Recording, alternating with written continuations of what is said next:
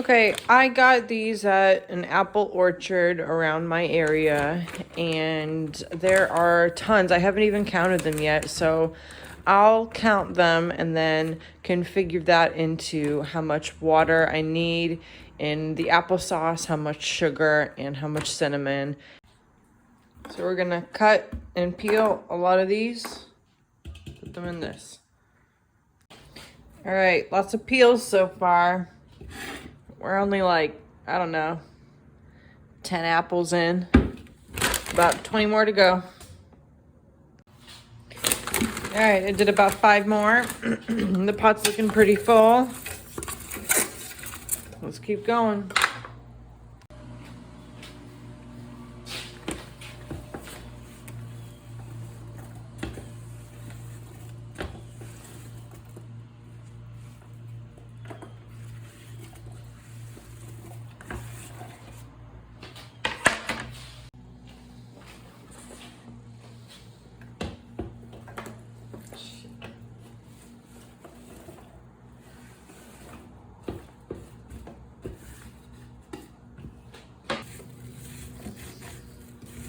I'd say this is about 20 to 25 apples.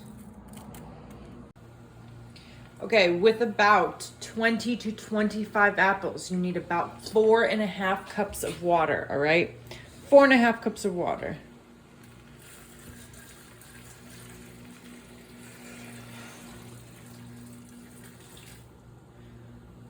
You can always add water. Okay, so don't put more than you need. Start off with a little less than you need.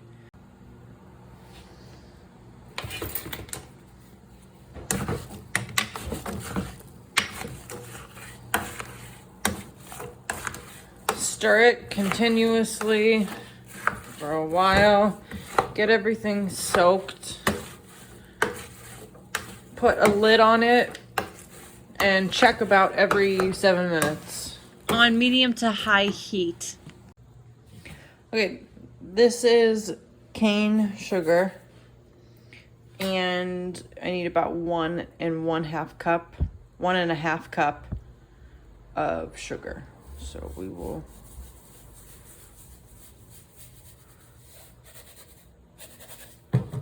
there we go.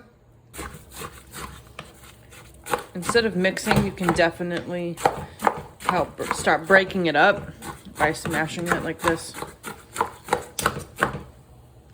You need about a tablespoon or more. It's just up to your liking of how much cinnamon you want. I love cinnamon, so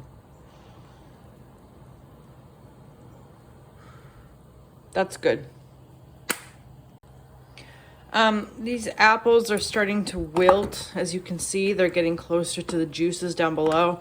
So at this point, it's pretty difficult to start smashing them. So we have to wait until they're cooked and then we can start smashing them. So far, the best thing about making this is the smell. This is amazing. It smells so good in here. It's fogging up my glasses. And I'm not even wearing any.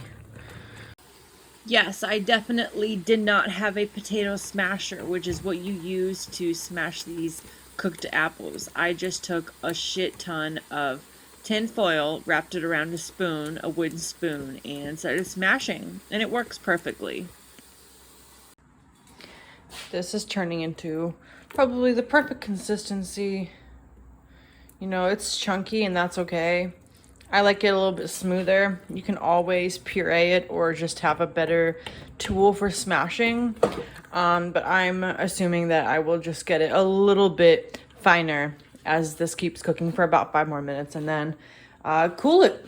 And then just cool it down and jar it. I'm gonna jar it in a big one. You can have mason jars if you want. It just doesn't matter. This is the final result of my homemade applesauce. It tastes delicious. It's sweet, it's tangy, it's chunky, it's creamy. It's really, really, really, really good.